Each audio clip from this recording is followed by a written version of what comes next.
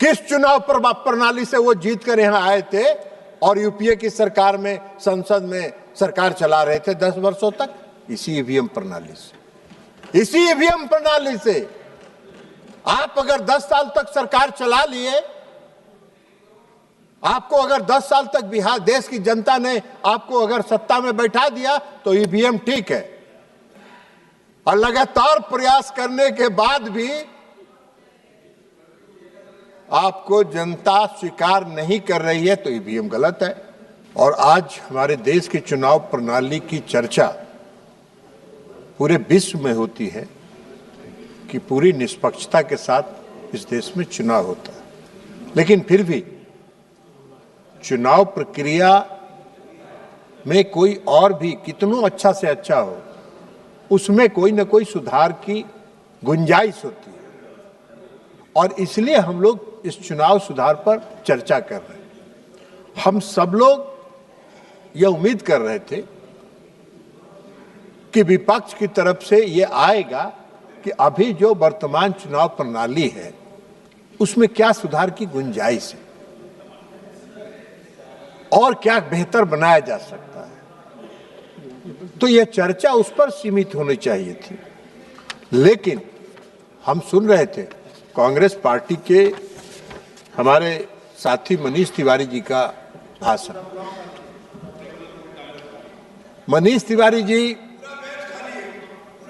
छोड़ दीजिए ना भाई आप। मनीष तिवारी जी वकील भी और वरिष्ठ वकील है। कम से कम जब उन्होंने चर्चा प्रारंभ किया तो मुझको लगा कि कोई सकारात्मक सुझाव उनकी तरफ से आएगी और ऐसा कोई सुझाव देंगे जिससे चुनाव की प्रणाली में और क्या सुधार की गुंजाइश किया जा सकता है।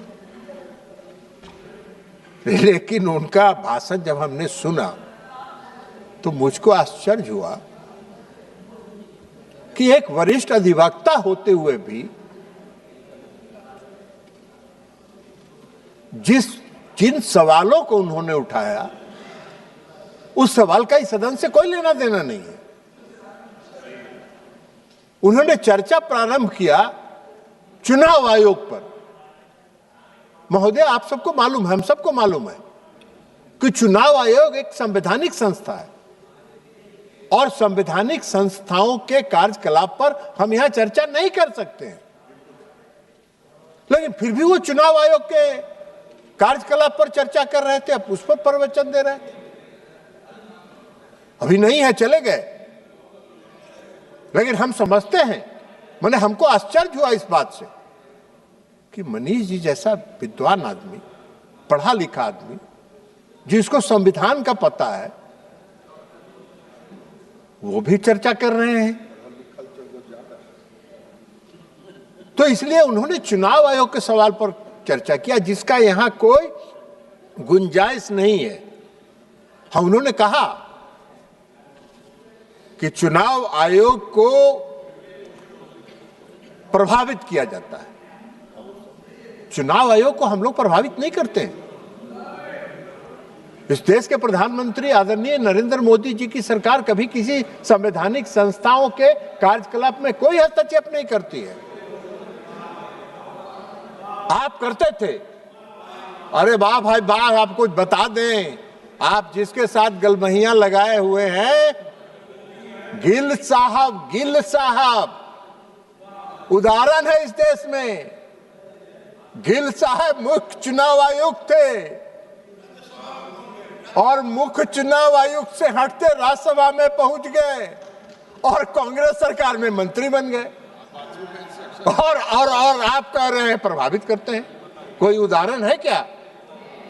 कोई उदाहरण है कि मोदी जी की सरकार में किसी संवैधानिक संस्था में बैठे लोगों को राजनीतिक रूप से कहीं से जोड़ा गया हो? नहीं है। यह काम आप करते थे। उसके आगे भी क्या बता देंगे कि जो सर्वोच्च न्यायालय में बैठे हुए एक जज थे, उनको भी राज्यसभा में लाए थे, कांग्रेस पार्टी ने लाया था। तो इसलिए वो छोड़ दीजिए। ये काम आपका है और ये काम मुख्य तौर पर आपका नहीं है। आप तो नहीं है, आप बेकार उसमें कर रहे हैं उनके साथ ज्यादा मत सटिए, नहीं तो बिहार में जो हालत हुआ है वही वहां भी होगा। इसलिए उधर मत सटिए, थोड़ा दूरे रहिए, डिस्टेंस बना के रखिए। तो इसलिए महोदया हम कह रहे हैं कि मनीष तिवारी जी ने चुनाव आयोग पर, हमारा काम नहीं है वो, यह संसद पर चुनाव आयोग के कार्यकलाप पर चर्चा नहीं हो सकती है, लेकिन फिर भी बोल रहे हैं। विद्वान है तो बोल रहे हैं। अब विद्वान को कौन रोकेगा भाई? विद्वान है तो जो बोलेगा वही विद्वता में माना जाएगा। अब आप एक बात बताइए कि उन्होंने एसआईआर की चर्चा की। एसआईआर का चर्चा करने का ये सदन में हमको चर्चा करने का हक नहीं है। यह हमारा सरकार का फैसला नहीं है, यह मोदी जी की सरकार का फैसला नहीं है एसआईआर कराने का, यह चुनाव आयोग का फैसला है। और संविधान ने चुनाव आयोग को यह दायित्व दिया है कि बेहतर से बेहतर व्यवस्था को सुनिश्चित करने के लिए वो अपने कार्यकलाप को चलाए, और इसलिए एसआईआर कराने। लेकिन एक नागरिक की हैसियत से हम चुनाव आयोग ने जो किया है हम उस पर नहीं कर रहे, लेकिन एक मतदाता की हैसियत से अभी हमारे राज्य में बिहार में भी एसआईआर हुआ है। तो एक नागरिक की हैसियत से हमको जो अनुभव है कि अगर स्पेशल इंटेंसिव रिवीजन अगर चुनाव आयोग कर रहा है किसी भी दृष्टिकोण से, वह गलत नहीं है, वो 100% सही है। क्या कहा चुनाव आयोग ने? चुनाव आयोग ने क्या कहा कि भाई 2003 में एसआईआर हुआ था और 2003 के बाद हम एसआईआर करा रहे हैं। 2003 के बाद जो जो लोग मतदाता सूची में आए हैं उनको 11 विकल्पों के साथ इस देश के हम नागरिक हैं, हम इस देश के नागरिक हैं, इससे संबंधित एक प्रमाण पत्र जमा करिए। हम अगर इस देश के नागरिक हैं और हमको चुनाव आयोग कह रहा है कि आप नागरिकता का अपना प्रमाण पत्र दीजिए, तो हमको क्या दिक्कत होगी? हमको क्यों परेशानी होगी? मैंने भी इस बार एसआईआर हुआ, हमने भी फॉर्म जमा किया, सारे प्रमाण पत्रों के साथ हमने किया। अब इनके लिए दिक्कत है कि जो इस देश का नागरिक नहीं है। महोदय, हम आपको एक बात बता देते हैं, जब एसआईआर की प्रक्रिया शुरू हुई तो बिहार में 2 जिले ऐसे हैं जिन जिलों में 5 लाख लोग से ज्यादा लोगों ने 3 महीने में नागरिकता प्रमाण पत्र के लिए आवेदन किया। वो कौन थे भाई? कौन थे वो कौन थे? और अगर ऐसे लोगों को सत्यापित करने का काम चुनाव आयोग कर रहा है तो चुनाव आयोग क्या कर रहा है? एक नागरिक की हैसियत से हम इस बात को कह सकते हैं। 11 विकल्प में आपको एक विकल्प भी दे सकते थे। यह चुनाव आयोग का दायित्व है। और फिर आप एसआईआर पर चर्चा कर रहे हैं। एसआईआर पर तो सारा मामला सुप्रीम कोर्ट में बहस हो चुका, तो फिर यहां काहे के लिए बहस कर रहे हैं? आप मनीष तिवारी जी वरिष्ठ अधिवक्ता है, सुप्रीम कोर्ट में वो सारा तर्क आप जाके रखते, लेकिन नहीं किया आपने। आप एसआईआर का चर्चा कर रहे हैं, आप ईवीएम का सवाल उठा रहे हैं। Electric voting machine, electronic voting machine, जरा मनीष तिवारी जी को यह भी बताना चाहिए था कि डॉक्टर मनमोहन सिंह 10 वर्षों तक इस देश के प्रधानमंत्री रहे। किस चुनाव प्रणाली से वो जीत कर यहां आए थे और यूपीए की सरकार में, संसद में सरकार चला रहे थे 10 वर्षों तक? इसी ईवीएम प्रणाली से, इसी ईवीएम प्रणाली से। आप अगर 10 साल तक सरकार चला लिए, आपको अगर 10 साल तक बिहार देश की जनता ने आपको अगर सत्ता में बैठा दिया तो ईवीएम ठीक है, और लगातार प्रयास करने के बाद भी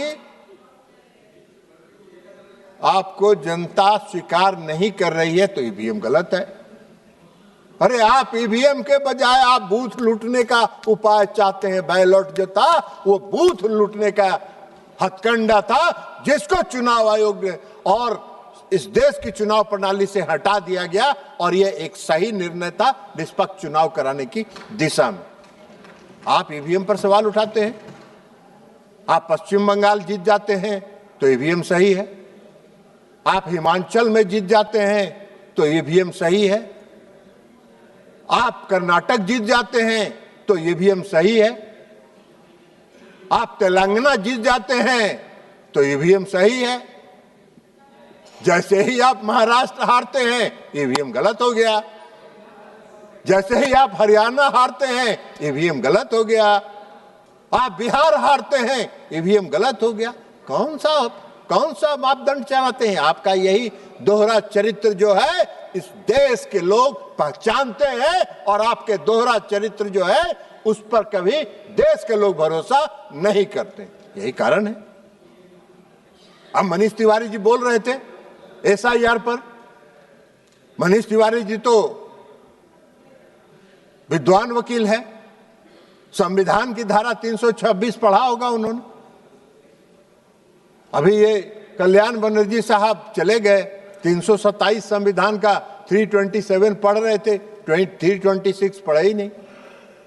326 में संविधान के 326वें धारा में लिखा हुआ है इस देश का जो नागरिक होगा वही इस देश का मतदाता होगा, और चुनाव आयोग ने कहा कि आप इस देश के नागरिक हैं, इसको प्रमाणित करिए, तो गलत हो गए। तो संविधान की प्रावधानों के विपरीत आप चर्चा कर रहे हैं।